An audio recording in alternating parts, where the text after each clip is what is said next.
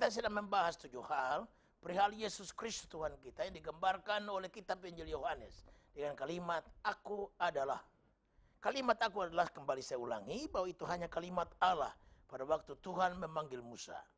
Dan dia berkata, jika Israel umatmu bertanya kepadaku, siapakah gerangan engkau? Siapa namamu? Maka Tuhan Allah berkata, katakan pada mereka, aku adalah aku. Berarti kalimat aku adalah aku hanya kalimat yang diungkapkan Allah sendiri.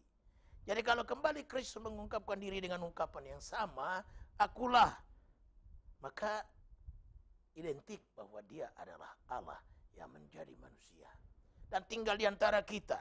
Karena itu hari ini kita dengarkan ungkapan Yesus yang ke-6 dalam kitab Injil Yohanes. Ungkapannya berkata, akulah jalan, kebenaran, dan hidup. Bacaan firman terambil dari Yohanes 14 ayat 1 sampai 6. Yohanes 14 ayat 1 sampai 6, dengarkan saya baca. Janganlah gelisah hatimu, percayalah kepada Allah, percaya juga kepadaku. Di rumah Bapakku banyak tempat tinggal. Jika tidak demikian, tentu aku menyatakannya kepadamu. Sebab aku pergi ke situ untuk menyediakan tempat bagimu. Dan apabila aku telah pergi ke situ dan telah menyediakan tempat bagimu, aku akan datang kembali dan membawa kamu ke tempatku, supaya di tempat di mana aku berada, kamu pun berada. Dan di mana aku pergi, kamu tahu jalan ke situ. Kata Thomas kepadanya, Tuhan, kami tidak tahu kemana engkau pergi, jadi bagaimana kami tahu jalan ke situ? Ayat 6, kata Yesus kepadanya, akulah jalan dan kebenaran dan hidup. Tidak ada seorang pun yang datang kepada Bapa kalau tidak melalui aku. Dunia kita ini sedang diwarnai dengan ungkapan bahwa Yesus bukan satu-satunya jalan ke sorga. Tidak mengapa. Orang meragukan Tuhan itu hal biasa. Di mana-mana. Bahkan orang yang sudah percaya Tuhan pun kembali murtad dan menyangkalnya. Juga tidak mengapa. Dalam Alkitab dikatakan oleh Tuhan Yesus, jika kamu menyangkal aku di hadapan manusia, aku juga akan menyangkal kamu di hadapan Allah Bapakku di sorga. Marilah saya sendiri sebagai pendeta mengajak kita untuk tidak menyangkal Tuhan. Berapa banyak orang yang menyangkal orang tuanya. Kita kenal cerita maling kundang. Ada orang anak yang tidak mengakui mamanya hanya karena penampilannya yang miskin. Penampilannya yang begitu compang-camping. Malu kalau kita mengaku itu mama saya. Karena rambutnya kotor, kukunya panjang dan bedekil. Bajunya kusut. Itu hal biasa. Orang menyangkal orang tua. Orang menyangkal Allah. Buat saya tidak mengapa. Tapi kalau Anda bertanya sama saya, Bapak percaya siapa? Bapak percaya omongan Allah atau omongan manusia? Wah, saya langsung menjawab, saya lebih percaya omongan Tuhan. Karena pada bibir Tuhan Allah tidak ada dusta. Pada bibir manusia ada dusta. Alkitab dengan tegas berkata, semua manusia itu pembohong. Berarti manusia gampang untuk terjerat kebohongan, dusta dan palsu. Ada nyanyian yang berkata, jangan ada dusta di antara kita. Kenapa? Karena memang pada dasarnya manusia itu pendusta. Saling membohongi diri, bohong diri sendiri, dan membohongi Tuhan. Kita kira Tuhan Allah itu bodoh, nggak ngerti. Sehingga kita bisa berdusta, mendustai Allah. Dalam kitab Nabi Maleakhi dikatakan berkali-kali, mengapa kamu menipu aku? Nipu mertua saja dosa. Apalagi nipu Tuhan Allah. Takabur. Terlalu bejat hidup kita. Jika kita menghujat Allah, menipu Allah, membohongi Allah. Bertalian dengan ungkapan Yesus, akulah jalan, kebenaran dan kehidupan, ada 3 hal yang perlu kita renungkan dalam pokok ini untuk lebih memberikan pada kita keyakinan bahwa dia yang menggambarkan dirinya, aku adalah Tuhan itu sendiri. Hal yang pertama dalam hal apakah Yesus Kristus menjadi jalan kebenaran dan kehidupan bagi kita, ada beberapa hal. Yang pertama, sebagai guru. Dia sebagai guru mengajar dalam bait Allah, di perahu, dalam setiap kesempatan. Sebagai gurulah ia terangkan jalan ke sorga. Di dalam sebagai gurulah ia menekankan berbagai kebenaran. Yang membawa pada kehidupan. Hidup yang berubah, miskin jadi kaya. Posisi ekor berubah menjadi kepala. Posisi turun berubah menjadi naik. Kenapa? Karena kebenaran-kebenaran yang ditampilkan memberikan pada manusia jalan. Sehingga manusia menemukan kehidupan di dalam pengajaran itu. Jadi pengajaran Tuhan menghidupkan kita. Kalau nasihat-nasihat dari manusia saja, yang diwarnai oleh banyak kepalsuan bisa menolong kita. Apalagi omongan Tuhan. Dia menjadi guru. Yang lewat jabatan sebagai guru lah dia mengajar, dia berkhotbah. Dia tampilkan kebenaran-kebenaran Allah lewat firman yang disampaikan. Dia menampilkan hal-hal yang bernama kebenaran kehidupan. Dia memberikan pada manusia jalan untuk menemukan sesuatu yang tadinya tidak dipikirkannya. Ia bukan saja dengan kuasa, tetapi dengan kata-kata yang indah. Ia sampaikan pengajarannya. Berkali-kali orang berkata, kami belum pernah mendengar orang yang mengajar seindah dia. Bukankah dia anak Yusuf dan Maria? Orang mengira dia cuma hanya anak Yusuf dan Maria. Betul, Yusuf adalah bapaknya, Maria adalah ibunya, tetapi mereka belum pernah mengadakan hubungan suami istri. Untuk olehnya mengandunglah Yesus. Tapi Maria didapati bahwa dia masih perawan. Adakah pernah dalam sejarah manusia tercatat seorang perawan bisa melahirkan? Belum pernah terjadi. Tapi Allah hanya meminjam rahim seorang perempuan yang bernama Maria. Karena tidak ada cara lain untuk makhluk yang bernama manusia hadir dalam dunia ini kecuali lewat rahim seorang wanita. Hanya ada manusia dua orang yang menjadi nenek moyang manusia, Adam dan Hawa, atau Adam dan Siti Hawa. Mereka berdua sajalah yang tidak pernah lahir lewat rahim. Allah telah menjadi rahim mereka. Alkitab berkata manusia pertama yang bernama Adam diciptakan dengan proses yang aneh. Diambilnya segumpal tanah, lalu dibentuknya manusia Adam itu. Lalu setelah selesai berbentuk manusia, Alkitab berkata, dihembuskannya nafas hidup ke dalam lubang hidung Adam. Dan dia menjadi manusia pertama, Adam namanya. Manusia kedua bernama Hawa. Maka proses penciptaannya juga Alkitab berkata, Adam dibiarkannya tidur nyenyak. Lalu diambil sebilah rusuk dari Adam, diciptakannya manusia. Tidak lagi dihembuskannya nafas kepadanya, tapi dibentuknya manusia dari rusuk Adam. Lalu dia menjadi manusia kedua, perempuan. Dan Alkitab berkata di bawahnya perempuan itu kepada Adam. Lalu Adam berkata, inilah tulang dari tulangku dan daging dari dagingku. Ia akan disebut perempuan sebab diambil dari laki-laki. Hanya dua manusia inilah yang tidak lahir dari rahim seorang perempuan. Allah saja menjadi rahim bagi mereka. Tapi setelah itu, Adam dan Hawa manusia ini yang diciptakan Tuhan Allah, Allah berfirman kepada mereka, berbiak dan bertambah-tambahlah dan penuhi bumi. Allah tidak akan mungkin melanggar janjinya sendiri. Karenanya, dia menggenapi janjinya bahwa manusia siapapun setelah Adam dan Hawa yang lahir harus lewat rahim seorang perempuan. Maka dipinjamlah rahim perempuan yang masih perawan, namanya Maria. Semua mengetahui itu, sejarah mencatatnya, dan semua agama pun mengakuinya, bahwa seorang perawan yang bernama Maria melahirkan Isa Al-Masih, juru selamat manusia. Jadi kita lihat di sini bahwa sesungguhnya manusia Yesus Kristus, Allah yang menjadi manusia, datang ke dalam dunia ini. Dan dia menampilkan kebenaran, dia tampilkan jalan, dan dia tampilkan kehidupan bagi manusia. Dan ia menyembuhkan segala macam penyakit dan mengadakan berbagai mujizat untuk menampilkan kebenaran, jalan, dan kehidupan. Ia juga memberikan teladan. Dia berkata, belajar daripadaku, karena aku lemah lembut dan rendah hati. Dia menampilkan teladan. Ada banyak guru yang tidak memberi teladan. Tapi Yesus Kristus dalam menampilkan jalan kebenaran kehidupan, dia menjadi semacam guru yang memberikan teladan. Mereka mengikuti jejaknya. Dia tidak saja menjadi jalan lewat guru, seorang yang mengajar. Tetapi dia juga menampilkan dirinya sebagai perantara. Yesus Kristus hanya guru, bukan perantara, maka hanyalah dia petunjuk jalan. Dan bukan jalan itu sendiri. Dia bukan petunjuk jalan, dia jalan. Mungkin Anda berkata pada orang tertentu, aku akan pergi ke sini Pak, Bapak tahu jalannya Pak? Oh dia berkata kamu masuk ke sini, pergi ke sini, belok ke sini, nanti tiba di sini. Dia cuma petunjuk jalan, dia bukan jalan. Tetapi kalau dia jalan bagi kita, maka dia berjalan bersama dengan kita. Dan dialah jalan itu. Dia berjalan bersama dengan kita. Dia mendampingi kita. Immanuel, Allah menyertai kita. Firman-Nya berkata, ketahuilah, aku menyertai kamu senantiasa. Sampai kesudahan alam ini. Berarti dia menyertai kita senantiasa. Membuktikan dia bukan petunjuk jalan. Kalau dia cuma guru, dia petunjuk jalan. Dia ngajar. Nih, begini nih, begini nih. Itu cuma petunjuk jalan, guru. Tapi puji Tuhan, dia tidak saja guru, dia perantara. Dia jalan. Dia berjalan bersama dengan kita pada jalan itu sendiri.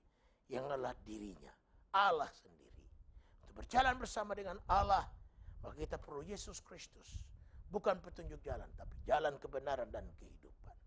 Berarti dengan jalan menjadi pengantara lah. Dia berjalan bersama dengan kita. Dan kalau dia berjalan bersama dengan kita, haus kita menjadi hausnya. Lapar kita menjadi laparnya. Fata morgana yang kita lihat pada jalan, itu juga menjadi fata morgana yang dialami. Adakah lagi Tuhan yang seperti itu? Yang mengerti problema kita.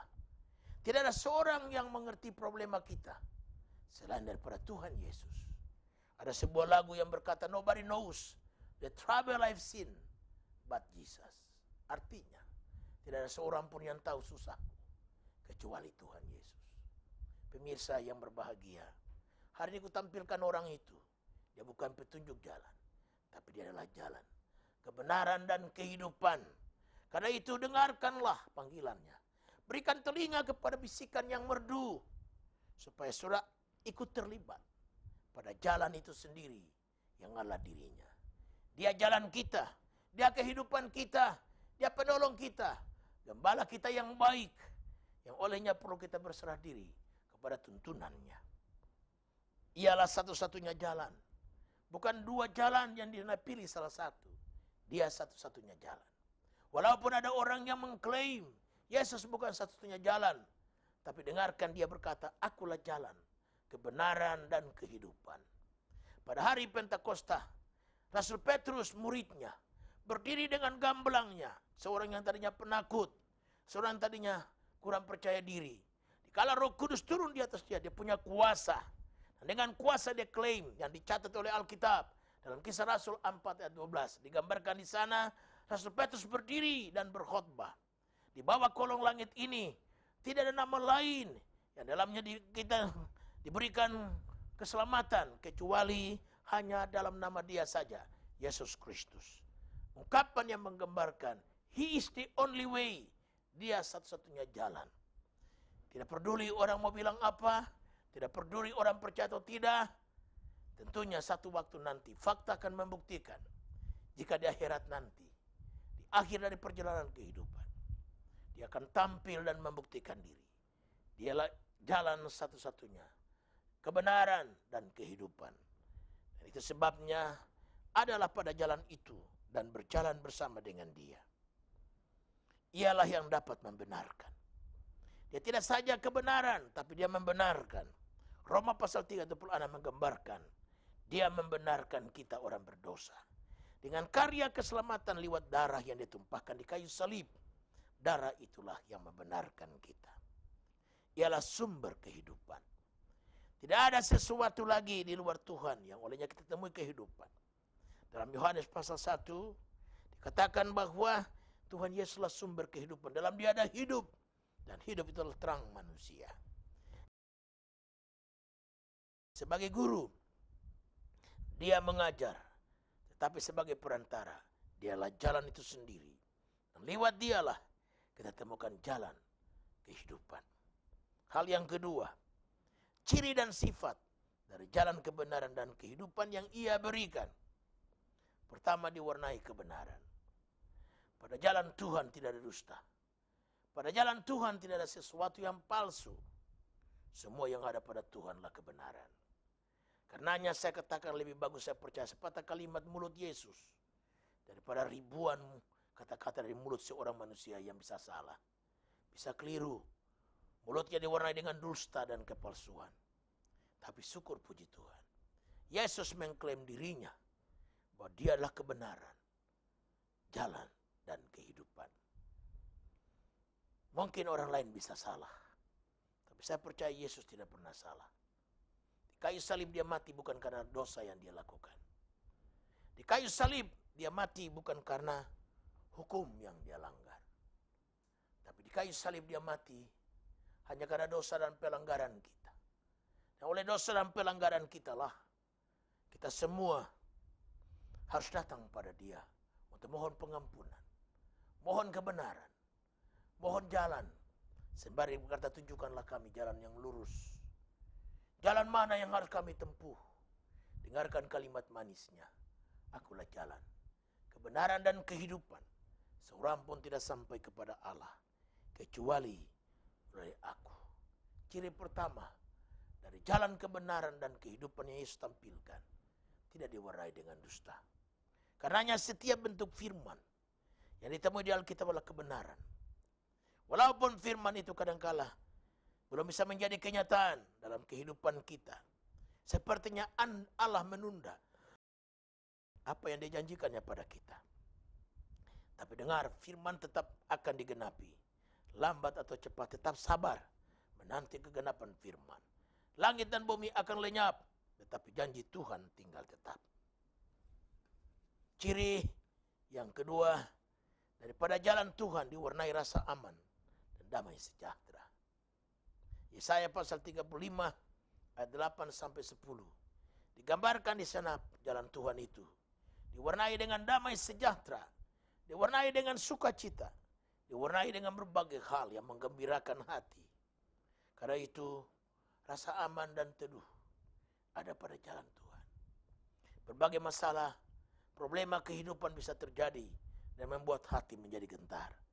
Tapi dikala kita membaca satu kebenaran saja dari firman Tuhan, dan dia mengatakan jangan takut, aku menyertaimu. Langsung dia menghapus segala keraguan, segala rasa takut, rasa cemas dihalaukannya. Hanya lewat kebenaran yang tersimpan dalam firman Tuhan. Yesus adalah firman itu sendiri. Langit dan bumi boleh lenyap, tetapi firman Allah tinggal tetap.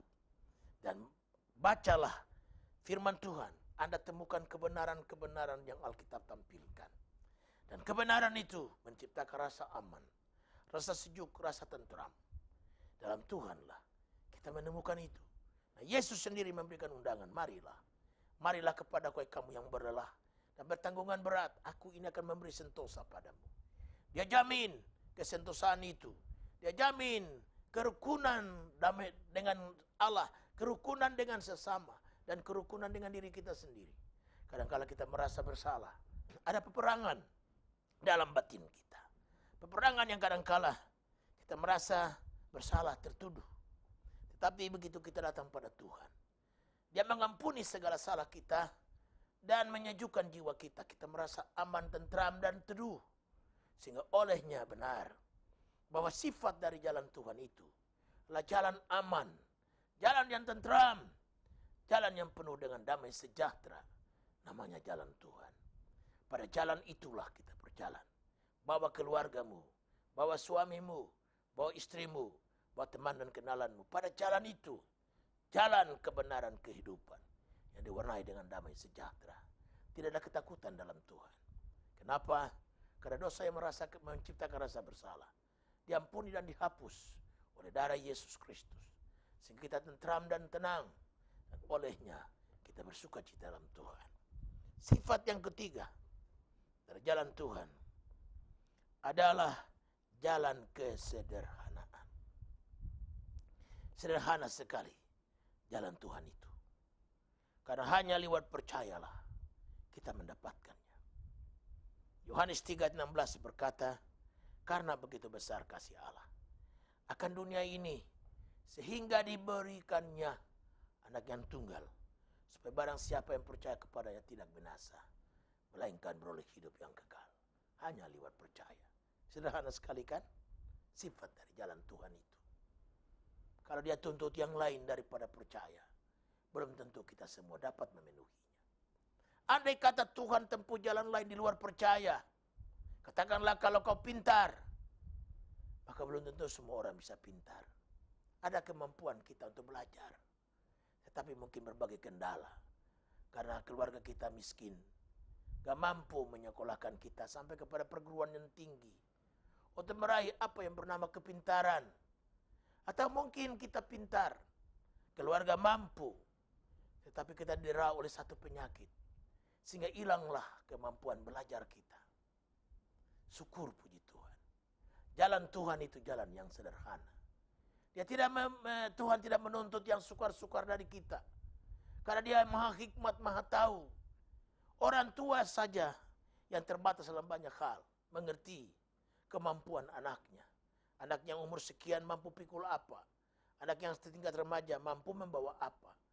Begitu juga dengan orang yang sudah muda dan tua. Jika kita manusia yang terbatas, memahami kemampuan anak kita. Masakan Tuhan yang bijak. Tuhan yang penuh dengan kebijaksanaan, tidak mengerti dan memahami hal-hal apa yang pantas kita pikul. Karenanya jalan Tuhan dibuat sederhana, sehingga semua orang bisa menempuhnya. Orang pintar, orang bodoh. Orang kaya, orang miskin. Orang bangsawan atau rakyat kebanyakan bisa menempuh jalan Tuhan dan meraih kebenaran kehidupan. Karena jalan Tuhan itu sederhana. Hanya percaya saja. Semua orang memiliki itu. Secara umum Anda pun percaya. Anda pergi naik pesawat dari Jakarta ke Medan, Anda nggak ragu-ragu. Anda tidak bertanya dulu kepada pramugari, "Adik, bisa saya bicara dengan pilot?" Lalu Anda datang kepada pilot dan berkata, "Mohon maaf Pak, berapa lama sih Bapak sudah membawa kapal terbang? Bapak sanggup nggak bawa kita sampai di Medan dengan selamat?" Jika Anda bertanya begitu, dianggapnya Anda rada-rada. Anda mungkin orang yang tidak pantas untuk dibawa sebagai penumpang. Anda begitu yakin, Anda naik, Anda duduk, Anda pasang seat belt, langsung Anda tidur. Karena Anda merasa saya pasti tiba di Medan. Anda begitu percaya kepada pilot. Anda masuk ke restoran, Anda nggak ragu-ragu. Anda nggak periksa dulu ke dapur. Air yang dipakai air apa sih? Air sumur, air keran, atau air got? Anda masuk, Anda pesan makan, sesuai dengan selera, Anda makan dengan lahapnya. Karena Anda percaya, juru masak pasti tidak taruh racun. Kalau Anda bisa percaya kepada perkara-perkara lahiriah, kenapa Anda tidak bisa mempercayai apa yang Tuhan Yesus katakan? Dialah kebenaran dan kehidupan. Tidak ada dusta dalam Dia. Jika kita percaya kepada manusia yang kadang-kadang diwarnai dusta, masakan kita tidak bisa percaya kepada Tuhan Yesus yang hidupnya diwarnai kebenaran. Tidak ada dusta pada bibir lidahnya. Matanya diwarnai kebenaran, langkahnya berjalan pada kebenaran. Lebih baik aku percaya satu katanya daripada 1000 kata manusia pendusta. Aku menghimbau, bawakanlah dirimu jalan Tuhan, jalan yang sederhana. Jalan yang bisa ditempuh semua kita. Sekali lagi, bagi yang kaya kah, yang miskin kah, yang pintar kah, yang bodoh kah, asal percaya saja. Dan saya percaya dalam diri Anda ada kepercayaan itu. Jangan biarkan dia mati. Jangan biarkan dia sirna. Berjalanlah bersama dengan Tuhan. Percayakan hidupmu sepenuhnya kepadanya. Dan jika barang siapa percaya, percayanya akan menyelamatkan dia. Percaya akan membuat dia hidup sekarang dan nanti. Yang terakhir, yang ketiga, tujuan dari jalan kebenaran dan kehidupan. Tujuannya cuma satu. Tujuannya pada Allah itu sendiri. Tujuan hidup kita adalah Allah. Kita tidak punya tujuan hanya sebuah rumah mewah, dan dikala kita meraihnya lalu kita tenang. Tujuan hidup kita bukan sebuah mobil yang bermerek. Lalu kita mendapatkannya dan tenang, sudah hidup kita. Tujuan hidup kita adalah Allah itu sendiri. Di mana Allah? Allah berada di surga. Ke sanalah kita akan pergi. Surga merupakan tempat kediaman kekal kita. Bayarlah harga untuk sampai ke surga. Allah menantimu di sana. Dan jangan sampai engkau meleset. Dan untuk masuk surga, Allah memberikan jalan. Dengan jalan memberikan Kristus, Yesus. Dia mengklaim dirinya, akulah jalan, kebenaran dan kehidupan. Berarti ungkapan ini menggambarkan pada kita bahwa target yang Allah inginkan buat kita semua ada. Seperti khotbah yang menggambarkan bahwa dia rindu supaya satu waktu semua kita berkumpul menjadi satu kawanan domba, satu kandang, dan dia menjadi satu gembala bagi kita sekalian.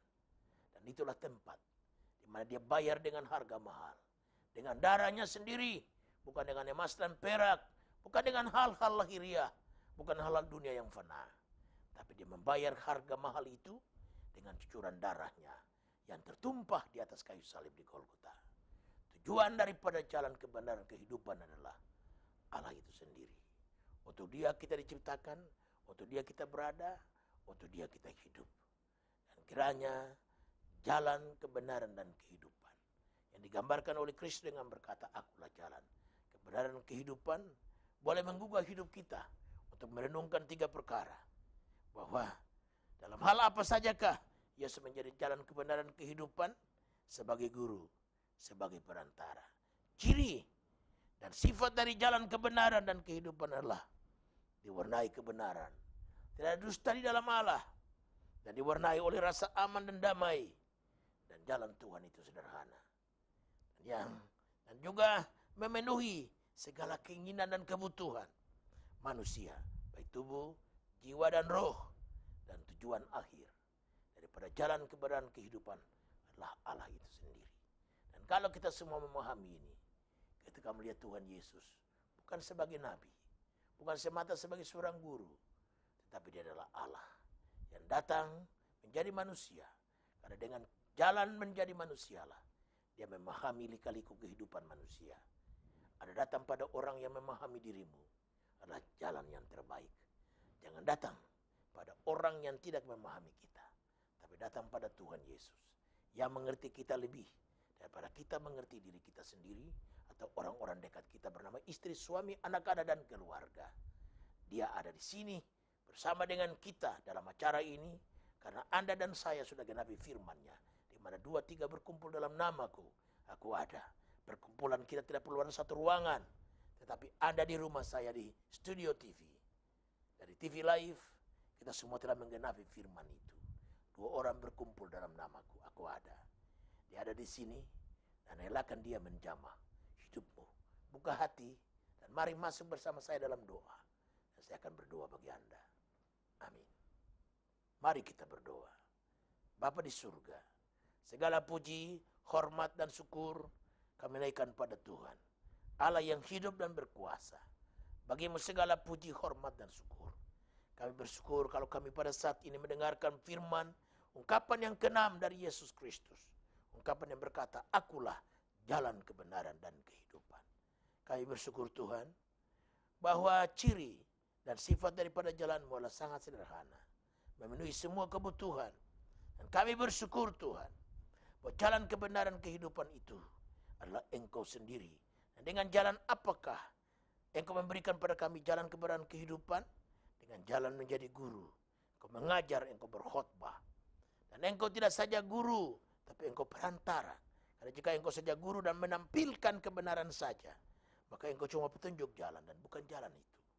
Kami bersyukur bahwa tujuan daripada segala hal, kebenaran dan kehidupan adalah Allah itu sendiri. Tempat di mana Engkau tinggal, surga. Kesanalah kami akan pergi, kesanalah akhir perjalanan kami diakhiri.